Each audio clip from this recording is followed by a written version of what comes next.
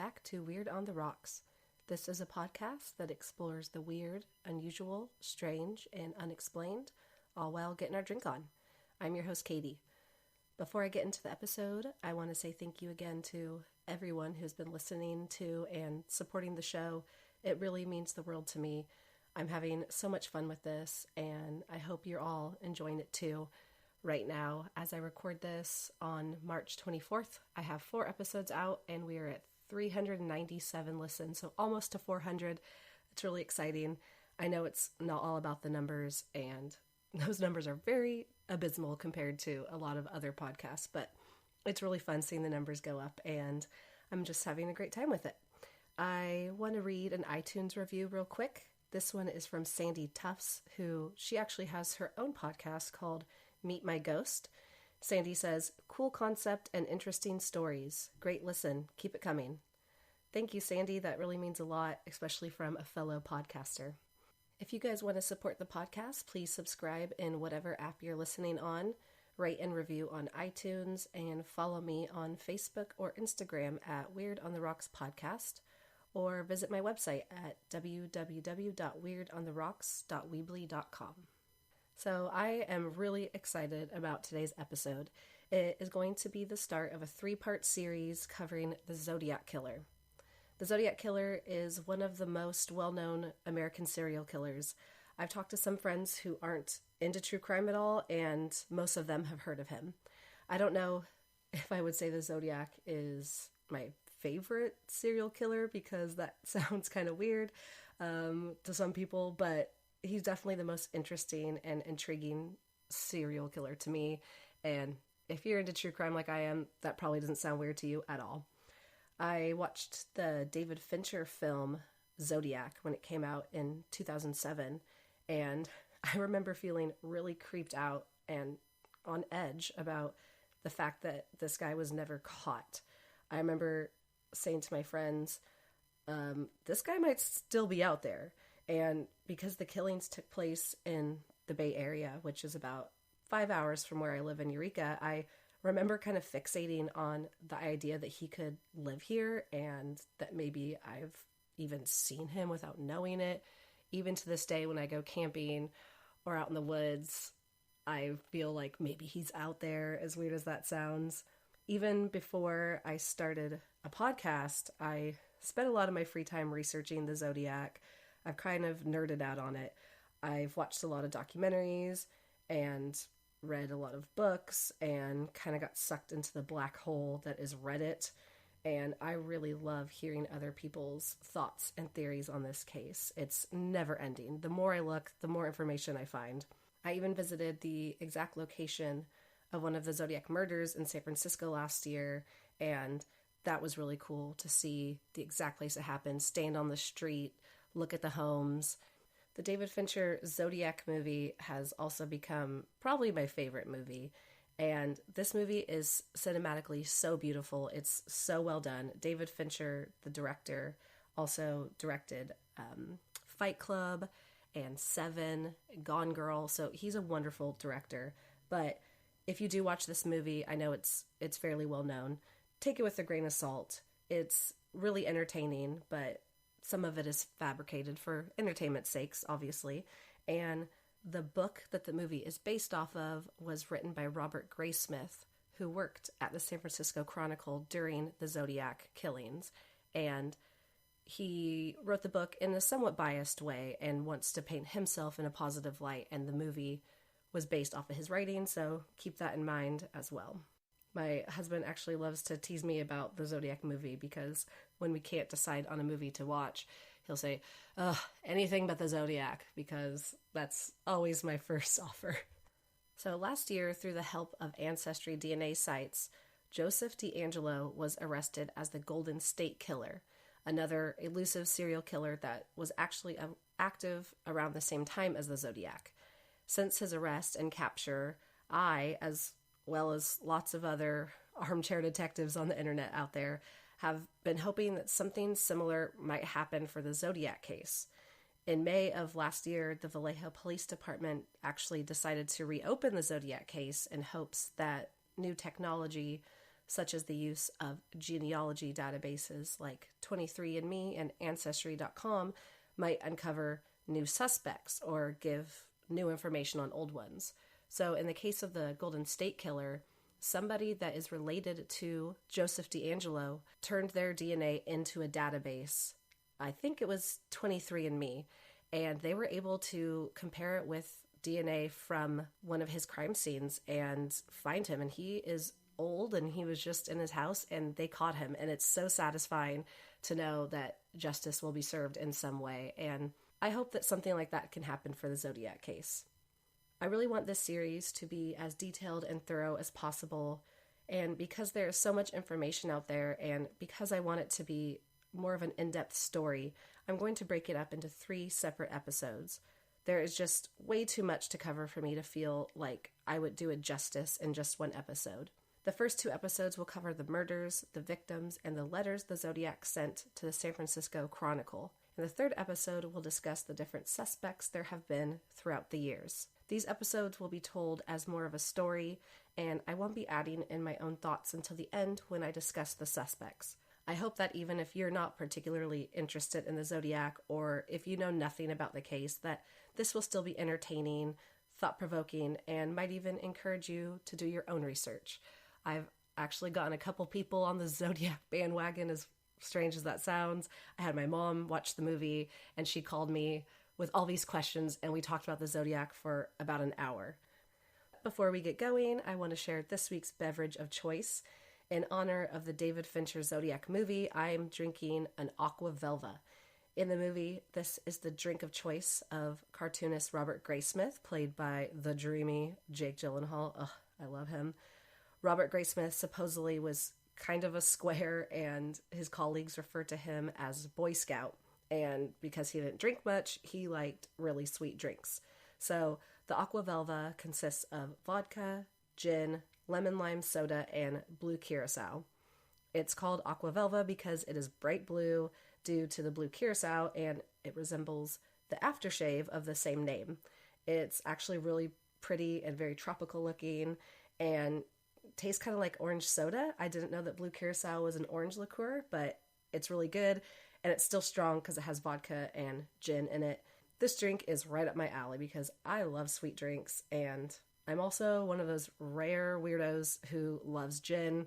I could take shots of gin. I know some of you are probably puking in your mouths right now just thinking about that, but I love it. I'll be putting up a picture of the drink and the ingredients on all my social platforms for you to see. All right, well, let's get into it. Cheers, and let's get weird.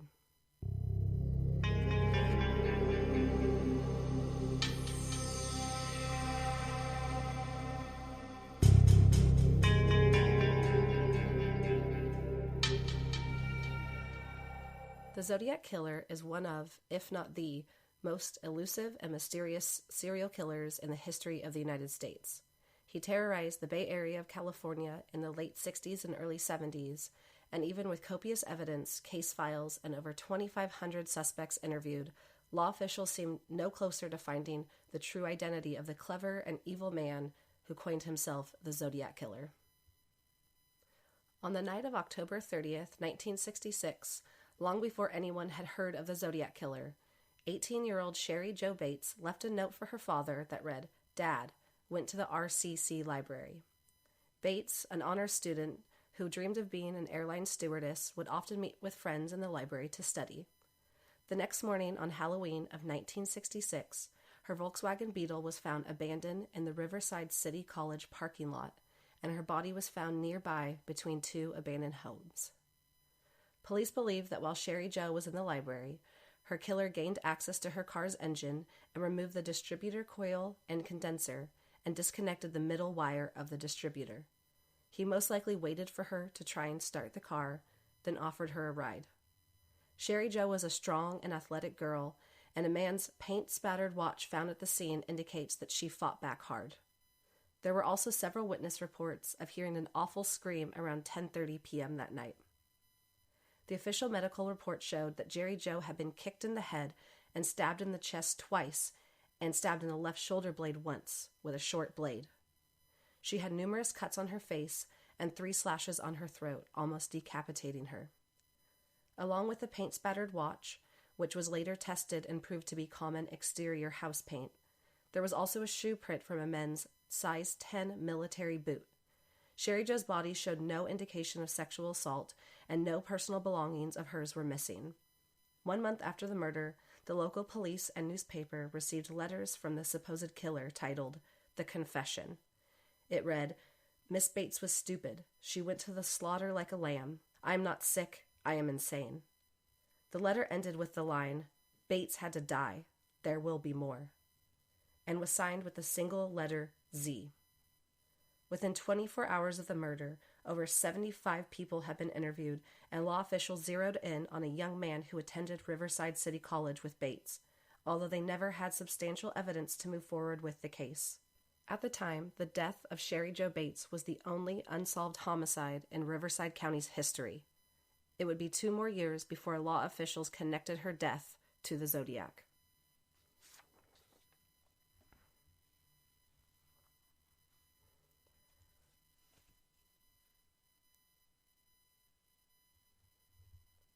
Two years later, on the night of December 20th, 1968, in Vallejo, California, 17-year-old David Faraday and 16-year-old Betty Lou Jensen were going on their first date. Both David and Betty Lou were studious and hardworking students with spotless reputations. After months of David pursuing Betty Lou, she finally agreed to a date. Wanting to look his best for her, David wore a long-sleeved light blue shirt, brown corduroy pants, and a beige sport coat. He also brought a small bottle of Binaca breath drops in his pocket. David borrowed his parents' 1961 Rambler and picked Betty Lou up at her home. Betty Lou, who supposedly told her sister she was nervous for the date, was wearing a purple mini dress and black T-strap shoes. Telling their parents that they were attending a church Christmas carol concert at the local high school, they actually ended up on Lake Herman Drive, a popular Lover's Lane area for local teens that law officials warned kids about for being a dangerous area. Later, when interviewed by police, several witnesses would recall seeing a white hardtop 1960s Chevrolet Impala parked near Lake Herman Road that night. Despite it being a popular destination for other love-struck teens, David and Betty Lou were alone. After about an hour, another car came down the road and parked about 10 feet away. Armed with a .22 caliber rifle, footprints from the crime scene indicated the killer started behind the car, first shooting out the right rear window, then the left rear tire before coming around to the front of the car. David and Betty Lou scrambled out of the vehicle's right passenger door. Betty Lou managed to run away, but David did not. He was killed by a single bullet to the head, and the position of his body shows that he was most likely standing by the right rear wheel. Betty Lou began to run toward the road, but did not get far, and was shot 5 times on the right side of her back. She was found only 30 feet from the car's rear bumper. The shot pattern found on Betty Lou's body and precision and distance between each bullet wound, combined with the challenge of hitting a moving target in the dark, made police believe that the killer was experienced with firearms. At around 11:15 p.m., Mrs. Stella Borges, who lived on a ranch on Lake Herman Road, was driving when she saw the car with David Faraday's body lying lifeless next to it. Mrs. Borges sped toward Interstate 680, where she found a Benicia patrol car. She began to honk and flash her lights and eventually got the police officer to pull over, where she proceeded to tell him about the gruesome scene she had just discovered. Despite numerous law enforcement agencies working together and a reward fund created by students at David and Betty Lou's high school, the case remains cold. As Robert Graysmith stated in his book Zodiac, there were no witnesses, no motives, and no suspects.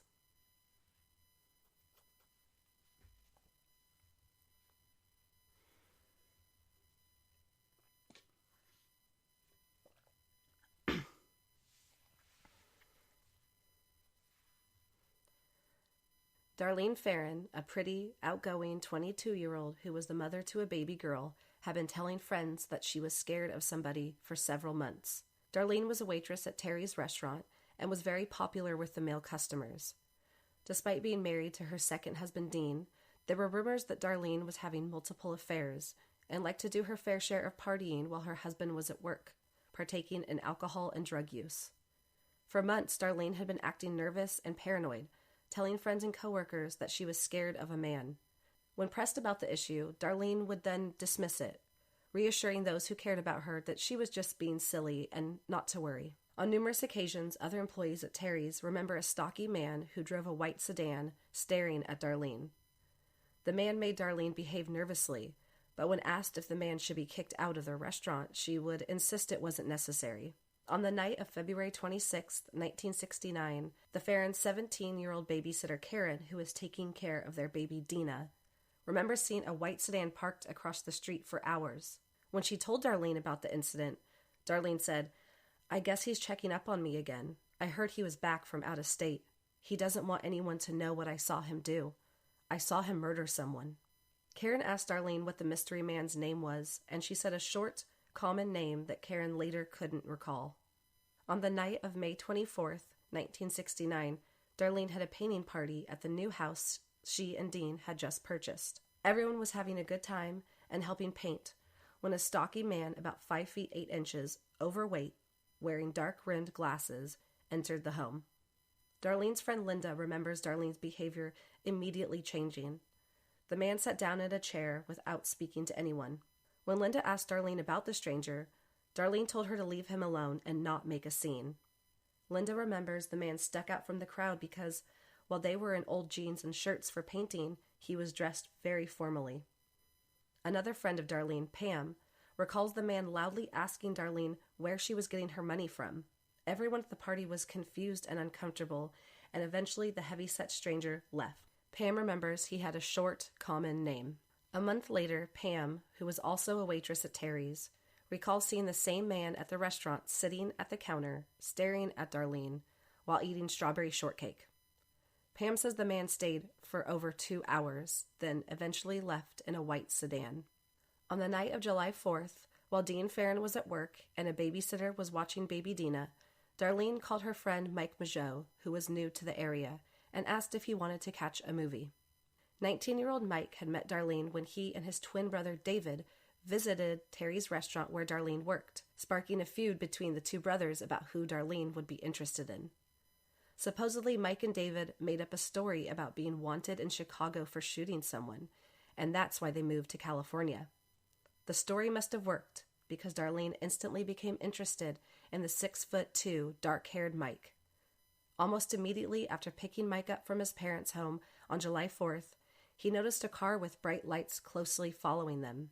"We're being followed," Mike said to Darlene. Darlene stayed silent but accelerated her bronze Corvair and began taking random turns to lose the car. But the car kept up and eventually herded them into the parking lot of the Blue Rock Springs Golf Course, another popular lover's lane in Vallejo, only 2 miles from where Betty Lou Jensen and David Faraday had been murdered. Before Darlene could properly park her car, she hit a log and stalled the engine. The other car pulled up parallel to them, less than 10 feet away. Mike later identified the car as a 58 or 59 Falcon with a male driver. He asked Darlene, "Do you know who it is?" To which Darlene responded, "Oh, never mind, don't worry about it." Then almost as soon as they had entered the parking lot, the car sped out and into the darkness, leaving Darlene and Mike breathing a sigh of relief. But less than 5 minutes later, the car returned, this time parking behind Darlene's Corvair.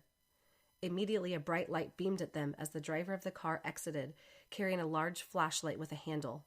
Mike told Darlene, "Here come the cops. You better get your identification out," as he had once been to that same location and had a police officer question him. But instead of speaking to the young couple, the stranger pointed the light directly in the car, blinding Mike and Darlene. The next thing Mike remembers was a weird noise, and then his face was hot with blood. He had been shot in the face. Mike scrambled into the back seat and was then shot in the knee. The attacker then shot Darlene 9 times, hitting her in both arms and her back. Mike Majot would later tell police he believes the gun had a silencer on it because the sound was muffled. The man turned and walked away when Mike let out a loud cry of agony. The attacker stopped and slowly turned around, and for the first time, Mike was able to see the profile of his face. He described him as stocky, with a very large face. He was not wearing glasses and seemed to be between 26 and 30 years old. Hair that was worn in a military crew-cut style, was about 5'8" inches tall, and was wearing a windbreaker. The stranger came closer, leaned into the Corvair's window and shot Mike and Darlene 2 more times before walking away. Mike opened the door and fell out into the dirt. His entire jawbone and tongue had been ripped apart, and he couldn't call out for help. Almost 30 minutes later, a car of teenagers, looking for a place to set off 4th of July fireworks, drove upon the scene. They continued to drive through the parking lot when they heard a muffled scream and stopped to see Mike Mageau on the ground. All 3 exited their vehicle and came to his aid. "Are you all right?" they asked. "I'm shot," Mike was able to stammer out. "And the girl's shot too. Get a doc." Deborah, one of the teenagers, drove home and phoned the police, saying 2 persons were shot at the east side of the main parking lot at Blue Rock Springs. Detective Sergeant John Lynch and his partner, Sergeant Ed Rust, reported to the scene, and an ambulance was called. "Mageau was really in great pain," said Lynch. As Rust and Lynch assisted Mike, they noticed something odd. On a hot July night, he was wearing 3 pairs of pants, 3 sweaters, a long-sleeve shirt, and a t-shirt. Both officers recognized Darlene, who was lying in the front seat. "Lots of cops knew her and used to stop in at the coffee shop out there where she worked," said Lynch. "But I never talked to her. In fact, her family lives just down the street from my house. She liked to run in the ocean. She'd take off her shoes and stockings and just run through the surf. She dated a lot of officers. Apparently she was the type of person who liked policemen." As the officers began to draw a chalk outline of Mike's body, he opened his mouth, blood pouring out, and whispered, "A white man drove up in a car, got out, walked up to the car, shined flashlight inside, started shooting." "Can you give me a description?" asked Russ. Mike responded, "Young, heavy-set, light tan car." At exactly 12:40 a.m., only 2 minutes after Darlene Ferrin was officially pronounced dead in the ambulance, a call from a Vallejo payphone was made to the Vallejo Police Department. Switchboard operator Nancy Slover answered. A man was on the other end, with a voice that was soft but forceful and sounded rehearsed, as if he was reading from a script. "I want to report a double murder," said the stranger. "If you will go 1 mile east on Columbus Parkway to the public park, you will find 2 kids in a brown car. They were shot with a 9mm Luger. I also killed those kids last year. Goodbye." When the man said goodbye, his voice became deeper and taunting. At 12:47 a.m., the call was traced to a payphone booth at Joe's Union Station, directly in front of the Vallejo Police Department and within eyesight of Dean and Darlene Ferrin's home. 3 weeks later, on July 31st, 1969, a letter addressed, "Please rush to the editor," arrived at the San Francisco Chronicle newspaper. It read, "Dear editor, this is the killer of the 2 teenagers last Christmas at Lake Herman and the girl on the 4th of July near the golf course in Vallejo. To prove I killed them, I shall state some facts which only I and the police know. Christmas. 1. Brand name of ammo Super X. 2. 10 shots were fired. 3. The boy was on his back with feet to the car. 4. The girl was on her right side, feet to the west. 4th of July. 1. Girl was wearing patterned slacks. 2. The boy was also shot in the knee. 3. Brand name of ammo was Western. Here is part of a cipher. The other 2 parts of this cipher are being mailed to the editors of the Vallejo Times and San Francisco Examiner. I want you to print this cipher on the front page of your paper. In this cipher is my identity. If you do not print the cipher by the afternoon of Fry, 1st of August, 1969, I will go on a kill rampage Fry night. I will cruise around all weekend killing lone people in the night, then move on to kill again until I end up with 12 people over the weekend." The letter was signed with a crosshair symbol. On the same day, the Vallejo Times and San Francisco Examiner received the same letter, each with the other third of the cipher. The complete cipher totaled 24 lines of 17 symbols each, including weather, Greek, Navy, astrological, and Morse code symbols. The letter included many grammatical errors and unique characteristics, including the word Christmas having 2 S's and the abbreviation for Friday spelled F-R-Y instead of F-R-I. All 3 newspapers printed their portion of the ciphers per request of the writer, but also to implore the public to try and solve the puzzle. And the entire cipher was immediately sent to government agencies for deciphering. 100 miles south of San Francisco in Salinas, California, history teacher Donald Hardin opened the San Francisco Chronicle on a lazy Sunday morning and decided to take a whack at solving the cipher. Starting with his knowledge that the most common letter in the English language was an E and then a T, and the most common double letter was the double L, he got to work. Eventually his wife Betty June joined. She assumed that since the killer was writing a letter to boast about his kills, he was probably egotistical enough to start the letter by talking about himself. After 2 days, they cracked the cipher that even the CIA, FBI, and naval intelligence could not solve. The letter read, "I like killing people because it is so much fun. It is more fun than killing wild game in the forest, because man is the most dangerous animal of all. To kill something gives me the most thrilling experience. It is even better than getting your rocks off with a girl. The best part of it is that when I die, I will be reborn in paradise, and they have killed will become my slaves.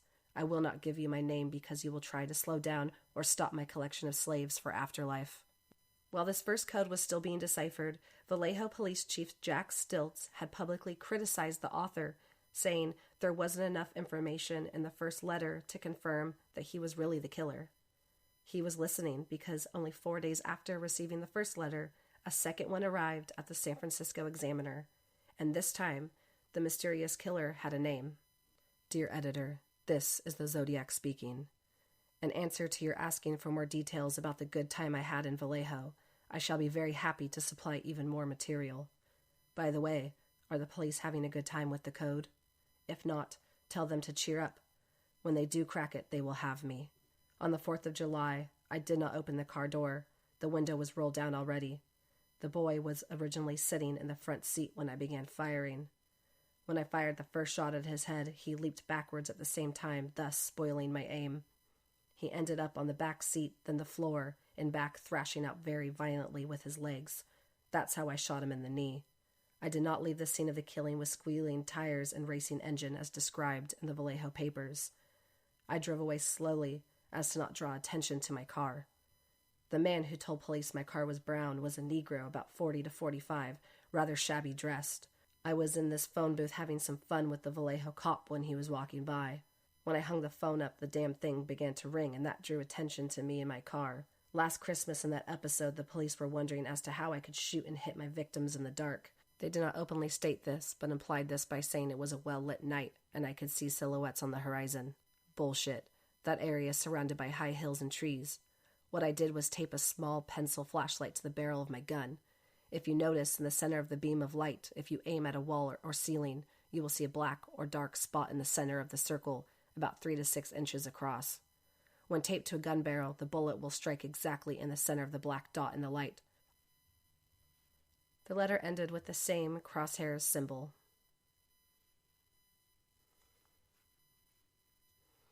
Well, that's going to be it for today's episode. In 2 weeks, I will be releasing the second episode in the series, which will cover the rest of the victims of the Zodiac Killer, as well as more letters he sent to the police and the media. Again, you can find me on Instagram and Facebook at Weird on the Rocks Podcast and at www.weirdontheRocks.weebly.com. Thank you so much for listening, and until next time, cheers and stay weird.